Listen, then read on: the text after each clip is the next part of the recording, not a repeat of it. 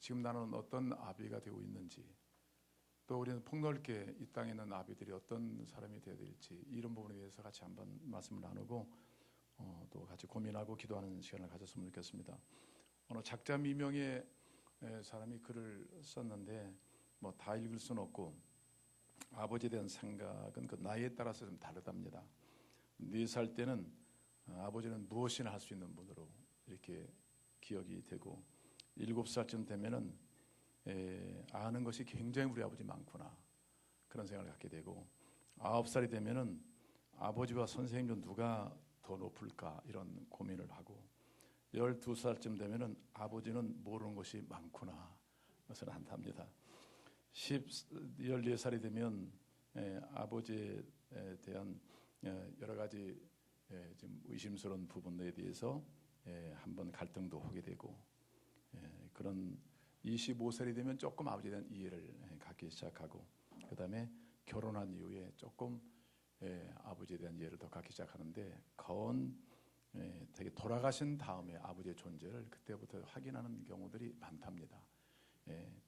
사실 뭐 40-50년 동안 우리 아버님은 우리들을 인생 가운데서 아마 기르시고 양육하신 분들이라고 볼 수 있는데, 영국의 어떤 시인은 한 명의 아버지가 100명의 스승보다 낫다, 그 영향력이라는 것은 말할 수가 없는 겁니다.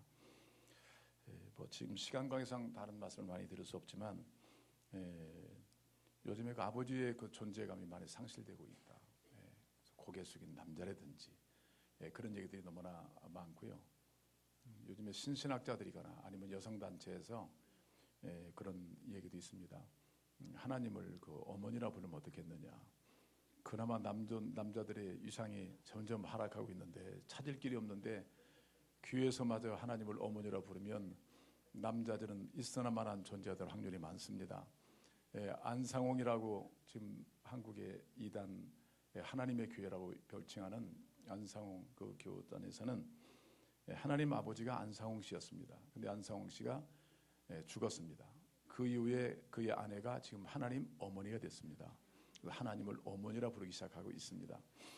자, 성경은 분명히 하나님을 아버지라 이렇게 규정하고 있고, 또 한 가정의 그 아비의 역할이 얼마나 중요한지, 그래서 아버님의 형상을 있게 하고, 또 아버님의 하나님 아버지의 정신을 본받아서 자녀들에게 세상 가운데 하나님의 형상을 드러내는 중요한 통로로, 도구로 우리를 세우셨다고 봅니다. 역사를 본다면 가장이 살면 가정이 살고 이렇게 되어 있습니다. 또 가정이 살면 교회가 살고, 교회가 살면 사회가 삽니다. 국가가 삽니다. 이것이 어떤 하나님의 영적인 질서라고 볼 수가 있습니다. 아버지는 과연 누구이신가, 이런 부분에 대해서 지금 여러분 서점에 보시면 그 스테판 폴터라는 분이 지은 책이 있습니다. 인간관계의 핵심 요소는 아버지다. 여러분 특별히 아버지의 요인이라는 단어를 아마 아실지 모르겠어요. 여러분 특히 나는 아버지 절대 안 닮을 거야, 뭐 그런 경우가 있잖아요. 저 개인적으로도 아버지 별로 기억나는 게 많진 않아요. 근데 아버님 이런 점은 좋았다, 몇 가지는 생각나지만 어머니만큼 깊이 생각나지는 않거든요. 그런데 아버지 이런 모습은 내가 닮고 싶지 않아, 이런 경우들이 많았던 것 같아. 그런데 그것이 우리 안에 잠재되어 있어요. 어떤 아버지일래 그럴까? 나에게 나타나신 아버지는 어떤 아버님일까? 이분이 제시하는 5가지 유형의 아버지를 제시하고 있습니다. 어떤 아버지가 되어야 되는 것이 마땅한가? 우리 여기는 결혼한 아버지도 있고 결혼해야 될 청년도 있을 것입니다. 중요한 것은 우리가 아버지의 상을 성서의 원리로 수축해 놓지 않으면, 사실 뒤늦게 우리가 실패를 통해서만 배워나간다면 한없는 실패의 연속일 수가 있습니다. 하나님이 성경 속에 제시하신 아버지의 상을 세워놓는 것이 얼마나 중요한지 말할 수가 없습니다. 그런 측면에서 우리 스테판 폴터란 분이 제시한 5가지 아버지의 유형은, 첫째는 성취지상, 그런 성취지상주의형 아버지가 있다. 이분은 무엇인가 목적을 향하면 앞뒤를 보지 않고 꼭 그걸 성취하고에 만다. 그래서 가정을 그렇게 쉽게 잘 돌아보지 못하는 형입니다. 그리고 A형의 신경을 많이 쓴다. 우리는 결코 잘 돼야 되고 남에게 어떻게 보여야 되는가, 여기에 관점을 많이 갖고 그걸 지향해 나가고 성공지향적으로 나가는 그런 부모의 형태가 성취지향적 아버지다, 그렇게 말하고 있어요. 되게 그런 아버지 밑에 자라는 자녀들은 되게 본인의 일에는 무관심해. 본인 자신의 일에 무관심 어떻게 보여지느냐, 이런 의무, 이런 측면, 또 남을 배려하는 마음을 잘 갖지 못하고 오직 한 길로만 앞뒤를 가리지 않고 달려나가는 형태이기 때문에 이런 유산을 받을 이런 요인을 가질 수 있는 요소가 있다, 그렇게 말하고 있고요. 여러분 어떠신지 모르겠어요. 우리 과거 우리 아버지들 한번 기억해 보십시오. 그 다음에 두 번째는 시한폭탄형 같은 아버지가 계시다. 뭐 말씀 안 하시다가 한마디 하면 관도, 성질을 버럭내고 가시거나 이런 형태의 아버지들이 계시다. 그래서 이럴 때 그 자녀들은 정서적 불안감을 느끼고 또 혼란과 두려움을 느끼기 때문에 건강한 삶을 유지하는 데 많은 치유가 필요하다. 그리고 그뿐 아니라 안정을 자꾸 찾아 나가는 것, 협의적이고 뭔가 소외감을 느끼면서 내가 살 길이 어딘가, 자꾸 안정 추구형 그런 인생을 살기 시작한다는 거예요. 그 다음에 수동형의 아버지가 있어요. 자기 자신에서는 엄격한 것 같은데 모든 일에 적극적 참여가 없어요. 자녀들과의 만남, 또 이웃들과의 만남, 이런 관계 형성에는 적극적이지 못하다. 수동적으로 모든 일을 대한다. 자, 이럴 때 그 자녀들은 되게 인간관계에 소극적이 되고 만다는 것입니다. 그리고 정서적인 유대감을 되게 갖지 못하는 요소가 있다. 근데 이 아버지의 요소는 한 가지일 수 있고 다 가질 수 있는 요소가 되는 것이에요. 그래서 우리 아버지들의 요인이 바로 우리 죄의 요인이 될 수가 있어요. 저 개인적으로 볼 때는 절대로 아닐 거라고 생각했는데 이 말씀 주면서 곰곰이 생각해 보니까 많은 부분에 아버님의 요소가 남아 있더라고요. 그럴 수밖에 없어요. 우리 선생을 만나면 몇 년, 뭐 많이 만나야 십몇 년, 이런 식의 스승들을 만나지만 사실 아버님은 크게 작게 수십 년 동안을 같이 산단 말이에요. 부인할 수 없어요. 이런 요인을 발견해서 우리가 이런 요인에 대한 사실을 인정하고 그 다음에 거룩하신 하나님 아버지의 어떤 형상을 잇기를 우리가 수고하는 것이 굉장히 중요하다고 봅니다. 또 부재형 아버지가 있습니다. 부재형 아버지. 이런 아버지들은 계시는 것 같은데도 안 계신 것 같고, 또 만날 만하면 어디로 가셨고, 어떤 대화할 기회도 없고, 이렇게 아버지가 있으나 마나한 어떤 유형의 그 존재감, 이런 분이 있을 수 있다는 얘기예요. 과거의 우리 역사를 돌아보면 그 농경사회는 되게 논에서 일하시고 아침에 잠을 주무시고 나가셨다가 밤에 돌아오셔요. 같이 식사를 하신다거나 이런 경우가 있는데, 이 산업화가 되면서부터는 아버님이 직장을 찾아 이리저리 다니십니다. 하다 보니까 결국 만날 시간들이 많지 않아요. 저 같은 경우도 보니까 그런 것 같아요. 아버님이 오직 그냥 바깥에 나가서 어떤 일을 계속 하셨어요. 가끔 이렇게 일 끝나고 오시고 이런 유형이 있고, 쉽게 말하면 과거에 제 청년 시절에 섬겼던 교회에서 아주 훌륭한 권사님이 계셨습니다. 그 어렵게 살면서도 뭐 상황에 지지 않고 하나님과 복음을 사랑했던 분입니다. 그의 동생분은 침례신학대학 총장을 지내신 분입니다. 아주 가정이 세상과 맞서서 결코 비굴하지 않게 당당하게 주님을 섬기고 주님을 본받고 아주 교회가도 영향력 있는 작은 교회지만 지역사회가 영향이 있는 그런 권사님이셨습니다. 권사님 그런 말씀하세요. 아들과 딸이 있습니다. 자기 남편은 부재형 남편이래요. 항상 그 말씀 때 기억나요. 몇 달 만에 한 번 들어오면 그래서 이 자식 한번 낳았습니다. 돌아왔을 때 자식 하나 낳고 몇 년 또 없어진대. 뭐 어디 뭐 중국으로 갔다가 어디로 갔다가 사업으로 갔다가 돌아와서 이 자식 하나 낳았습니다. 증거가 두 자식입니다. 그리고 자식 봐야만 아버지를 기억하지 아버지 남편 기억이 잘 안 납니다. 그렇게 아버지가 좀 혼란하게 사셨던 부재형 아버지였어요. 그런데도 그 상황에서 자녀들을 키우고 그리고 그 교회를 잘 섬기는 모습을 보면 지금도 큰 도전이 되죠. 근데 끝내는 그 아버님이 잘 돌아오셔서 마지막은 신앙생활을 잘하고 마치셨습니다. 이런 경우가 또 부정일 수 있습니다. 근데 여기서 말하는 이분이 말하는 많은 분을 상담하고 연구한 결과 가장 이상적인 아버지형은 배려하는 멘토형 아버지다. 관계를 중심으로 한다. 그래서 어떤 문제가 벌어지더라도 화를 내거나 또 쉽게 결단하지 않고 일단은 대화를 나누고 충분하게 문제에 대해서 얘기를 나누고 그리고 아버지도 충분히 자녀의 얘기를 들을 수 있고 그 의견을 같이 나누고 인격적인 손상이 가지 않는 범위 내에서 충분한 대화를 나누는 그 아버지다. 이런 배려하는 이 정신은 가정을 견고하게 세우고 자녀들을 아주 온전하게 세우는 첩경이 된다. 그래서 이런 유형의 아버지들이 필요하다. 대개 그런 속에서 자란 아이들은 그 자녀들은 보면은 그 정서적인 안정감을 가지고 있고 자긍심이 있고 그리고 일관성이 있고 그리고 관계에 성공적인 확률이 많다는 거예요.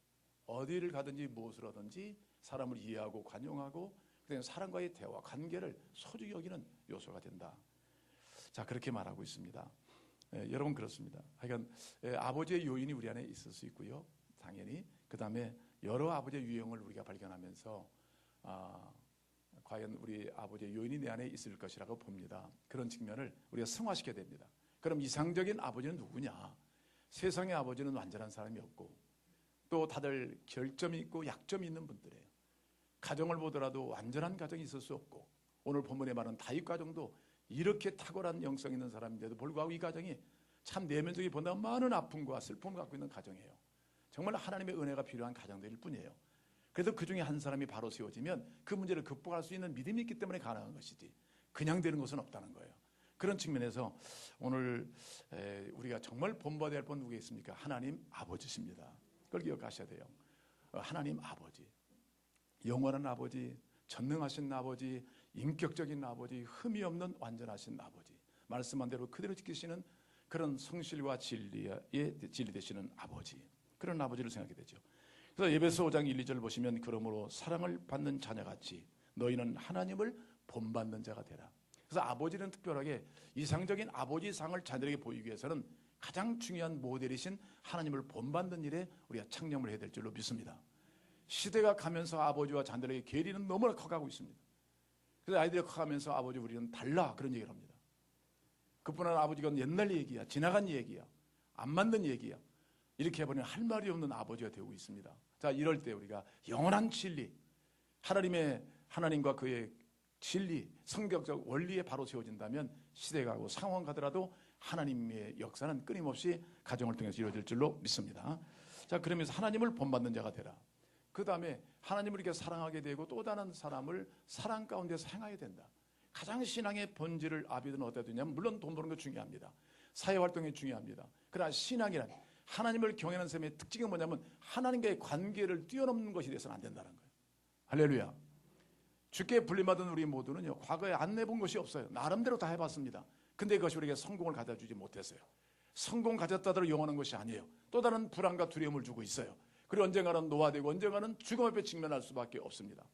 근데 영원하신 하나님의 사랑을 우리가 더욱 깊이 관계를 맺는다면 그 사랑으로 충만한 가운데 하나님 사랑, 자녀 사랑, 가족 사랑, 이웃 사랑을 실천한 원동력이 될 줄로 믿습니다. 그러니까 이걸 뛰어넘는 일들은 이미 실패한 것들이에요. 이미 우리가 경험된 것들이에요. 그렇기 때문에 오직 하나님께 회개하고 돌아왔다는 것은 가장 중요한 것은 하나님밖에 없으며 그분과의 관계 속에서 내 인생을 찾고 그 속에서 살아간다는 것만큼 귀중한 것이 없다는 걸 깨닫는 것이 진정한 회개인 줄로 믿습니다.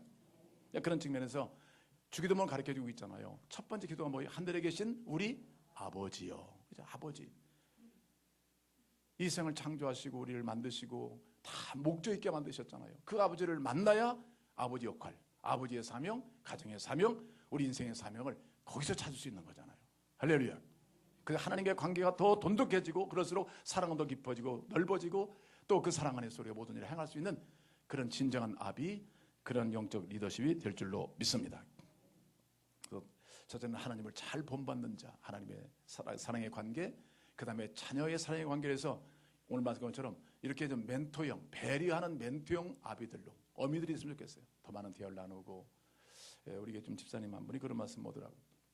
물론 자녀와 엄마의 관계, 이 관계가 물론 엄마와 딸의 관계일 수 있어요. 그러나 또 폭넓게 보면 하나의 교회 안에 지체의 관계, 지체. 또 다른 생명의 관계예요. 하나님 나라 볼 때는 하나님 백성의 관계예요. 이렇게 그 관계성을 좀 더 견고하게 시작하는 것가 중요하다고 봅니다. 내 딸만 이게 아니라 결국 모마 교회 안에 있는 그 딸. 또 세상의 하나님 나라 속에 어딜 간 누굴 만나든지 그 속에서 경험할 수 있는 하나님의 자녀. 이런 관계로 자라갈 때 벌써 우리는 하나님의 그 사랑 안에 더 깊이 참여하는 자가 될 줄로 믿습니다. 이런 관계가 중요하다고 저는 봅니다. 그래서 첫째는 하나님을 본받는 자가 되고 두 번째는 성석 원리대로 우리가 배워서 가르쳐야 돼요. 자녀들을 노엽게 하지 말고 주의 교양과 훈계로 양육하라. 예배서는 강조하고 있습니다. 근데 이 관계를 형성하는 일은 너무나 중요한 요리인데 이게 간단한 문제가 아니잖아요.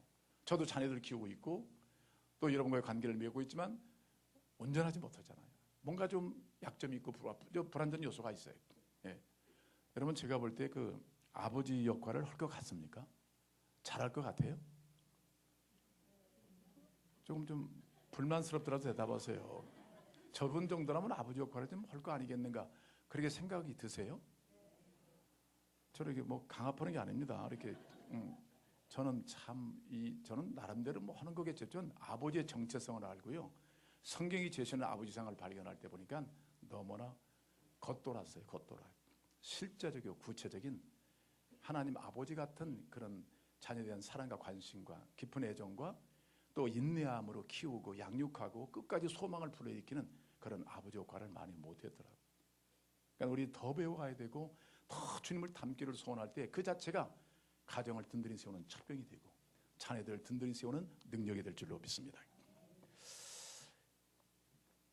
한번 제가 말씀드렸는데 오래전에 제가 같이 신학에서 공부를 하고 그 다음에 같은 교회에서 목회를 했던 전도사님인데 그분은 한번 그 교회에서 간증을 하는데 굉장히 아버지 자랑을 많이 했습니다. 그래서 어릴 때부터 아버지의 사랑을 받았고 또 어려운 가운데서도 명문대학을 들어갔고 서울서 모든 일을 책임져 주셨고 또 아버지의 영향력으로 신학대학까지 들어가서 마치고 이제는 목사의 과정을 밟고 있고 뭐 이런 아주 아버지 자랑을 굉장히 많이 하길래 제 생각에는 강원도 출신이라고 그러니까 제 아버지는 탄광촌의 무슨 사중가 보다 사장쯤 되겠다 싶었더니 갑자기 간증을 종결하면서 저희 아버지는 소학교 뭐 6학년 때인가 돌아가셨다고 하더라고. 그럼 네 아버지는 왜 무슨 아버지야? 저는 당황했지. 아버지 돌아가셨대. 알고 보니까 하나님 아버지였어요. 그 어려운 여건 속에서 자기 가정을 회복시키시고 어머님을 붙드시고 자기가 갈 길을 도우시고 인생의 참 목적을 알게 하시고 목회길로 인도해 주시고 그 여러 가지 어려움 속에서 가정을 갖게 하시고 아버지의 이상을 찾아서 자녀를 양육하게 하시고 이런 얘기를 하는데 보니까 이것은 절대적인 하나님 아버지를 제대로 만나더라고요. 하나님 아버지의 관계가 모든 관계의 원천이고 뿌린 것을 알 수가 있습니다. 창조자를 만나지 못했는데 피조물주가 어떻게 살겠어요? 되는 대로 사는 것밖에 없잖아요. 근데 하나님을 만나다 보니까 삶의 목적과 방향을 다 알고 사니까 어려움이 오더라도 견딜 수 있고 문제가 오더라도 초월할 수 있고 주님과의 관계 속에는 모든 것이 가능하다는 사실을 우리가 발견해야 된 줄로 믿습니다. 더욱 주님 닮기를 힘쓰는 아비들, 어미들 여러분 되시기를 주의 이름으로 축복합니다. 그런데 오늘 다윗의 얘기를 잠깐 하고 마치겠습니다. 여러분 다윗 그러면 일단 하나님을 가장 많이 본받은 사람이다. 또 하나님 마음에 합한 사람이다. 이렇게 하나님께서 그를 칭송했는데 이 다윗이라는 사람을 보니까 뚜껑을 열고 보면 많은 아픔이 있는 사람이 보니까요. 이번에 결혼을 여러 여인을 두고 결혼을 생활을 했습니다. 왕이 됐고 모든 직위를 갖고 있고 명예를 갖고 돈을 갖고 있어요. 그런데 이분이 난 자식 중에서 이복 형제들 다시 말하면 본문에 나오는 다윗의 아들 압살롬 있잖아요. 압살롬 여러분 잘 아실 거예요. 압살롬. 근데 그 다른 배가 다른 형제 중에서 암논이라는 형제가 있어요. 근데 이게 압살롬의 친동생 다말이란 같은 형제들이죠. 근데 너무나 사랑했어요. 아버지 다윗을 속여가면서까지 결국은 이 다말을 자기 집에 불러들여서 결국은 그 여인을 취하고 맙니다. 자기 동생이죠. 이복 동생이지만 동생이에요. 그리고 나중에는 버려버립니다. 그럴 때 그 얘기를 들은 압살롬은 분노의 감정이 생겨서 칼을 갑니다. 그러다가 어느 날 드디어 그 암논을 죽이고 말아요. 그리고 이 압살롬은 도망을 갑니다. 아버지들 떠나서 3년 동안 그스리란 데 가서 살다가 다윗의 장군인 요압이 왕이 언제까지 아들을 방치하겠습니까? 불러오십시다. 그래서 다시 요압이 가서 그 압살롬을 불러서 다시 예루살렘으로 왔는데 이 다윗 왕이 만나주지 않는 거예요. 2년 동안 또 방치했어요. 5년 동안. 그랬더니 드디어 압살롬은 마음의 생각을 자꾸 달라지는 거예요. 아버지는 안 되겠다. 그래서 자기의 왕국을 꿈꾸는 겁니다.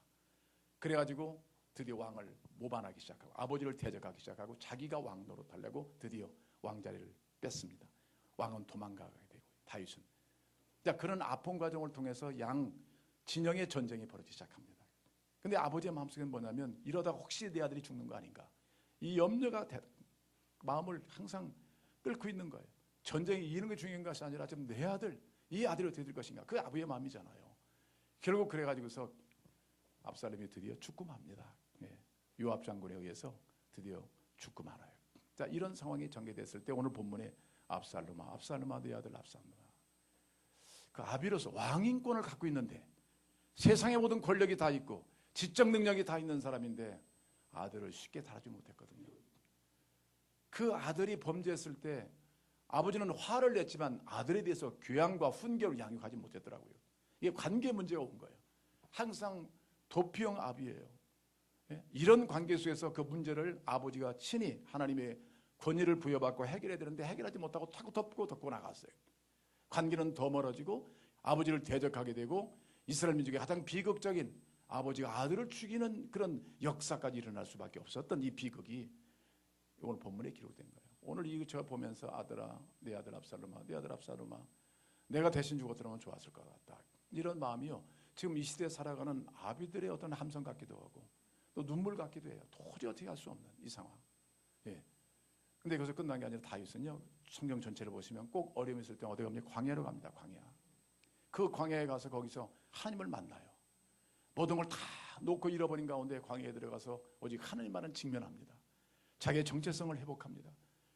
자기 연약함을 하나님께 고백합니다. 그래서 그곳에서 주는 나의 산성이시오, 나의 희망이시오, 나의 능력이시오, 나의 검이시오, 이 다시 확신을 갖고 나와서 가정을 회복시킨 분이 바로 다윗이에요. 그러니까 다윗이 마음에 합했다는 얘기가 항상 주님을 즐겁게 했다는 얘기가 아니에요. 때로는 그 실수하고 넘어질 수밖에 없는 연약한 인간이지만 그럴 때마다 주님이 그를 광야로 인도하셔서 거기서 또 하나님이 대면케 하시고 치유하시고 만나게 하셔서 다시 온전한 삶으로 회복되어 다시 주님의 마음을 가지고 나오도록 하신 거예요. 할렐루야. 여러분, 조금 어려움이 있고 지금 내 마음대로 안 되는 요소가 있을지라도 그것이 광야일 수가 있어요.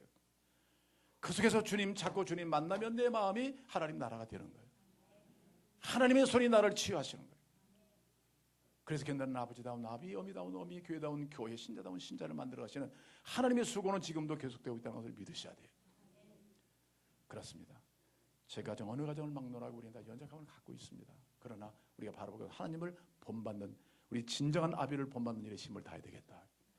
그리고 그 본질을 이탈하지 말자. 하나님의 관계를 뛰어넘는 어떤 것들은 잘못하면 그 우리의 관계를 파괴시키는 요소가 될 수 있기 때문에 하나님 관계를 든든히 하고 그 말씀 안에 거하고 순종하면 그 안에서 모든 하나님의 사역은 더 크게, 광대하게, 더 넓게 펼쳐질 줄로 믿습니다. 사랑하는 그 아비들의 책임이 큽니다. 하나님의 형상을 입고 하나님을 알리는 그 형상으로 우리는 자라갈 필요가 있습니다. 그래서 나는 절대 아버지를 안 닮을 거야, 그런 얘기보다는 아버님을 닮고 싶다, 아버님을 존경한다, 아버님을 사랑합니다. 생전에 이런 관계 속에서 우리의 복음의 승리를 이루어가는 여러분 되시기를 바랍니다. 기도하겠습니다.